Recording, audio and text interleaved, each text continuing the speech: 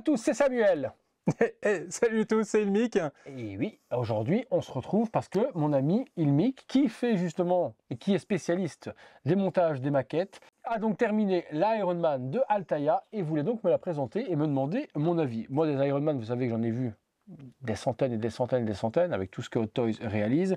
Donc, mais par contre dans cette taille-là, qui est entre du 1/3 et du 1/4, il est quand même assez balèze. Mais j'étais intéressé de voir un petit peu ce qu'ils avaient pu réaliser. Déjà, au premier coup d'œil comme ça, la couleur, c'est quand même pas mal. Hein. Le rouge est joli. Bon, la Mark III est un petit peu plus bordeaux que ce rouge Ferrari qu'ils ont utilisé, quand même assez criard. Mais la peinture est belle en tout cas. Le or est beau. Après, de première visu comme ça, la Mark III est vraiment très jolie. Vas-y, parle-moi, mon ami. Dis-moi. Alors moi, mon Samuel, voilà, ça c'est une collection effectivement qui est sortie il y a bientôt 3 ans maintenant. J'avais qu'une envie lorsque la collection avait commencé, c'était de te la présenter. Parce que toi, effectivement, tu es habitué à ce genre de collection, notamment, enfin, à ce genre de collection, à ce genre de figurines. Et moi, pas du tout. Donc niveau qualité, pour moi, forcément, ça me parle, je me dis que c'est quelque chose de vraiment top, mais je voulais vraiment avoir ton avis. Pour situer un peu le contexte, c'est une maquette qui a été réalisée en 100 numéros. Ils ont rajouté une vingtaine de numéros plus tard, de plus, mais on en reparlera tout à l'heure. En gros, en 100 numéros, on a, pour une collection premium comme celle que j'ai prise, on a l'Ironman complet, sa tige avec sa pince, et ici son socle qui s'allume, ce qui permet de la mettre un peu plus en valeur. La base est énorme. Hein. La base est énorme. Cet Ironman est complètement articulé. On peut lever les jambes, plier, etc. Les bras, sans aucun problème. On peut faire vraiment ce qu'on veut. Bon, ça cliquette un peu, mais on peut les faire tenir. Ça tient quand on articule Ça tient, ça dépend jusqu'à quel moment, mais ça tient plutôt pas mal. Tenir. Ça se plie sur double articulation coude. Okay. C'est ça. Ok.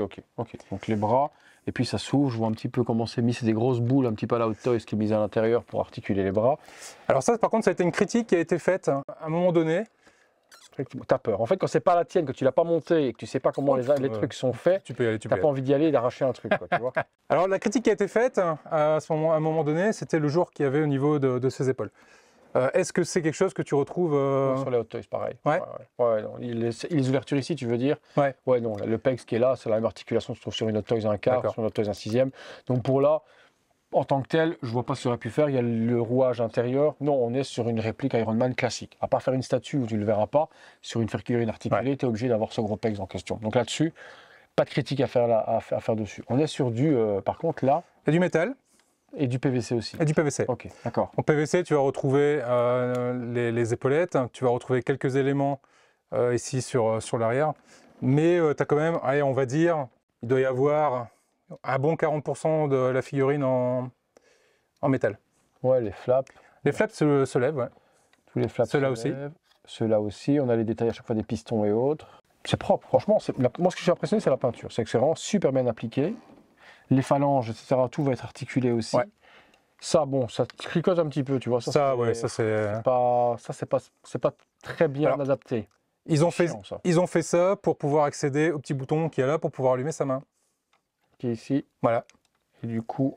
T'as sa main qui va s'illumer. Le light-up, c'est vrai que c'est pas... c'est pas ce qu'il y a de top.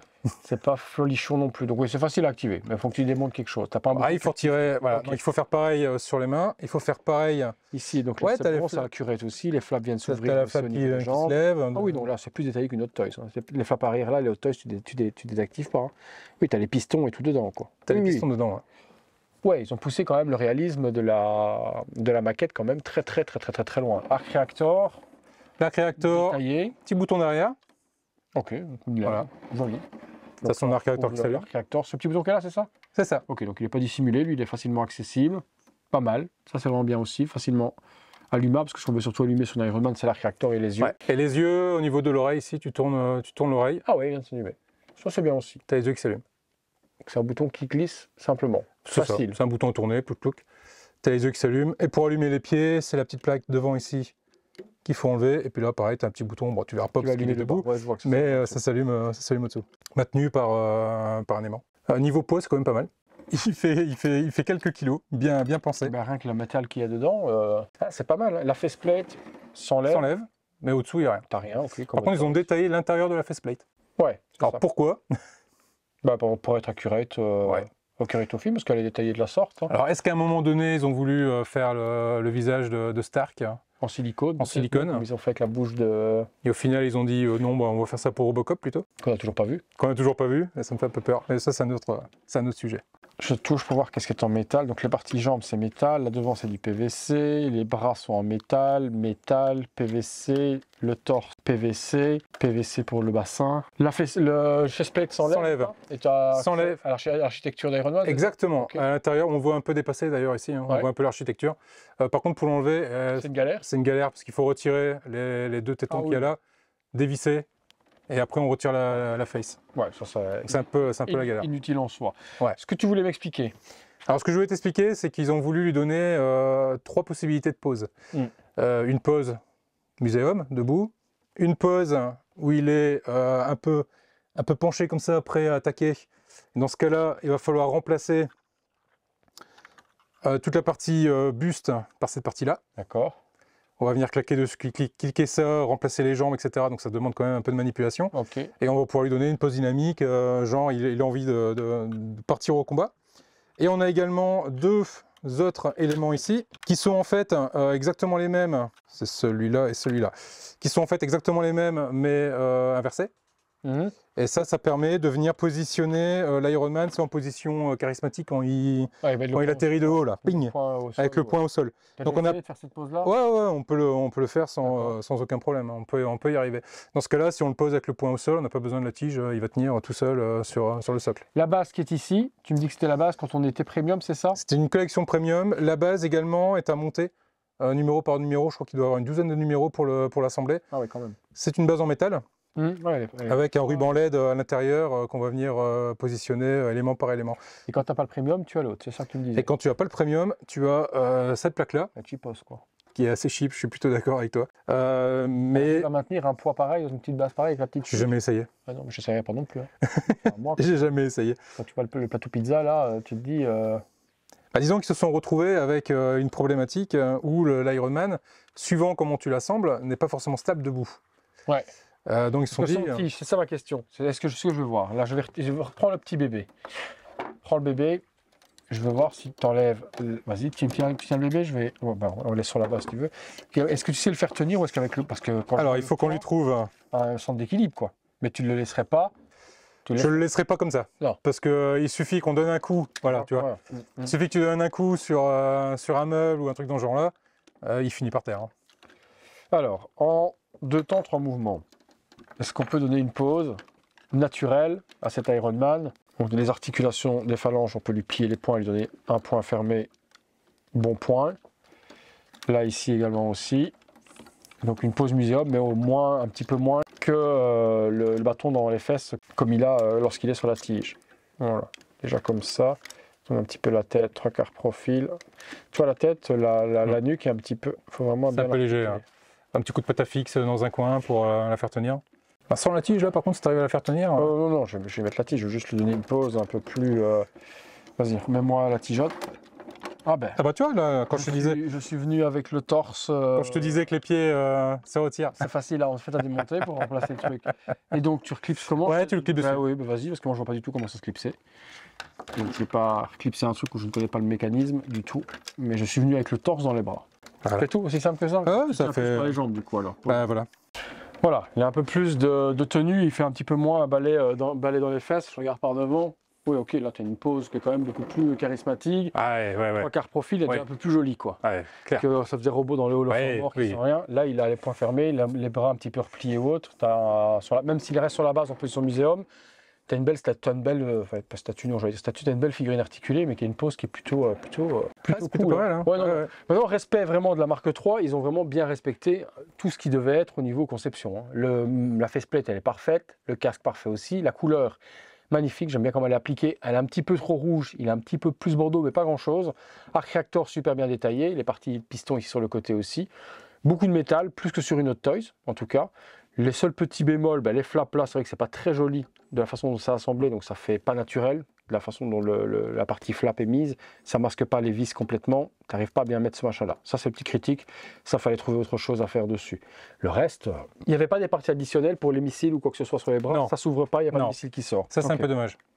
Ça aurait été bien. L'échelle aurait permis. Hein. Oui, bien sûr, de pouvoir l'ouvrir, avoir un petit missile qui sort et pouvoir le mettre avec le missile tendu, ça aurait été pas mal. Mais c'est vraiment si on veut chipoter. Les flaps derrière, c'est super bien designé.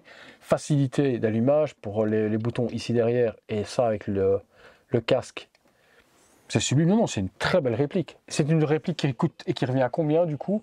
Toujours à peu près dans les 1250 €. Classiquement, on est dans les 1250, 1300 €. Ouais. Full métal comme ça, de cette taille-là. Aujourd'hui, quand on voit les 1/4 qui coûtent 900 € en plastique, de chez Hot Toys, parce que les Hot Toys 1/4 ne sont même pas en die-cast, elles sont en PVC. Quand tu vois aujourd'hui qu'elles coûtent 900 €, celle-ci est quand même une taille plus grande, parce que la Hot Toys arriverait peut-être jusqu'à son épaule, à peu près, une 1/4, et ainsi ça arriverait au niveau de son bassin. Le prix est pas déconnant. Le prix n'est pas déconnant du tout. Hein. Et puis dans une qualité quand même qui est plutôt appréciable au niveau couleur, peinture, carrosserie et autres. La base elle est immense. Ça fait un beau plus aussi à la statue. À la base elle est sympa. Après il faut pouvoir l'exposer. Oui, c'est clair. Non. Regardez comme ça, c'est vraiment... Toi, t'en es content? Ah oui, très. T'as pris plaisir ou t'as galéré? C'était plus galère que la K2000? Franchement, il y a des moments, ça aurait pu voler. La problématique avec cette maquette-là, c'est la répétitivité des tâches. Chose que moi, personnellement, j'aime pas trop. J'aime pas être sur un élément et puis avancer, recommencer, refaire les mêmes choses, etc. Au final, on se retrouve avec un bras, on est content, puis on part sur l'autre bras, on fait exactement la même chose. Il n'y a pas de logique de montage. Il n'y a pas de logique de montage et c'est... En fait, on ne peut pas voir l'aspect de l'Iron Man avant d'arriver dans les tout derniers numéros, en fait. Parce que bon, on va se retrouver avec un bras, après on va se retrouver avec une jambe, après on va se retrouver avec un deuxième bras, après l'autre jambe, on a une tête, on a quelques éléments qui vont venir se rajouter, et surtout, tout le long du montage, on ne peut rien assembler directement, donc on va se retrouver avec une grande boîte à carton, avec plein d'éléments dedans, qui vont être en vrac, et qui vont attendre quand on ait besoin de les monter. Et c'est un peu dommage de se retrouver avec des pièces de la cuisse alors qu'on est en train de travailler sur le bras par exemple ou autre, quoi. Ça aurait été bien qu'ils puissent faire quelque chose de logique et qu'on puisse le voir avancer cet Iron Man, ce qui n'est pas le cas. Les points positifs et négatifs pour toi? Point positif, ça va être c'est le rendu final où c'est quand même 2 ans 2 ans dessus de montage. Point négatif, il y a certains points, tu vois là ici la partie arrière là, qui s'emboîte mal. Donc il y a certains ajustements qui auraient quand même mérité d'être un peu plus améliorés. Les faceplates, c'est une catastrophe. Ce truc-là, depuis le début, on le dit que ça va pas, il faut trouver quelque chose, mais c'est pas fait. Certains points où on voit des articulations, on voit que c'est pas... Voilà, tu peux mettre Tony Stark dedans, là. Ouais, c'est trop gros. Le connexion est trop gros et puis il est trop lâche aussi. Voilà. Donc la main, c'est compliqué de faire tenir la main comme ça. On peut pas lui donner la position où il est comme ça avec la main, avec le réacteur allumé. Ça ira pas parce que la main va tomber. À moins d'y venir y mettre... non, tu vois, regarde, la main retombe. Oui. À moins d'y mettre, je sais pas, la pâte à fixe à l'intérieur pour dire de la maintenir, ça va être compliqué de la faire maintenir de cette position-là. Et puis après, bon, ça, très honnêtement, ça c'était dispensable, quoi. On aurait très bien pu s'en passer, complètement. Oui, Toys, eux, permettent d'avoir des bassins articulables, simplement en tirant dessus, ça se déboîte au niveau du bassin, et donc du coup, on peut tourner. Ça aurait pu être sur une échelle pareille, ça aurait pu être faisable assez facilement. On tire, on tourne pour ne pas avoir ces bassins... Parce que ouais, c'est quand même assez contraignant de devoir démonter tout le bordel, remonter, et puis c'est du plastique en plus, donc ça... non. Voilà les amis, et bien écoutez, du coup, on a fait un petit peu le tour de cette bête. Comme je vous ai dit, on attend vos commentaires. Comme d'hab, si vous aimez toutes ces maquettes, si vous aimez tous ces produits Altaïa et autres fabricants, le rendez-vous, il est sur la chaîne de mon ami Mick. Vous allez voir et vous pourrez dire à tout le monde, je peux pas, j'ai le Mick. Plein de vidéos de montage, d'assemblage de différentes collections, de trains, de la Bugatti, du Robocop. Donc fait avec passion, fait avec cœur, avec bienveillance. C'est ce que j'aime sur ta chaîne, c'est la bienveillance. Toujours. Mais les choses sont dites quand elles doivent être dites. S'il y a quelque chose qui ne va pas, s'il s'énerve, il vous le dira. S'il y a des pièces qui ne s'assemblent pas bien, il vous le dira. Toujours dans la transparence. C'est ce qu'on aime généralement dans ce type de produit, que ce soit moi ou les autres. C'est d'être... T'as juré sur celle-là? Sur la vidéo de l'Iron Man, je vous invite à aller voir les premiers numéros, notamment le numéro où je monte la main. Tu t'es énervé. Oh la vache! Ah, t'as juré. Ouais, j'avoue, il y a des bips. On met tous les réseaux sociaux de Ilmic. T'es sur quoi? T'es sur Facebook, Facebook, Instagram, YouTube. T'es pas sur TikTok? TikTok, si, mais il faut que j'alimente. Ah, ok. Mais t'es pas il y a quelques vidéos. en train de danser? Non, mais j'ai vu que ça marchait bien, ça. J'ai réfléchi.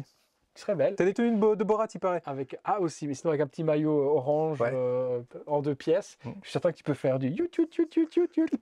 Bientôt sur TikTok, vous aurez donc Ilmic qui fera eh bien, du montage de maquettes en maillot de bain. Voilà les amis, merci de nous avoir regardés. À très bientôt pour une prochaine Vidéo. Salut à tous. Salut.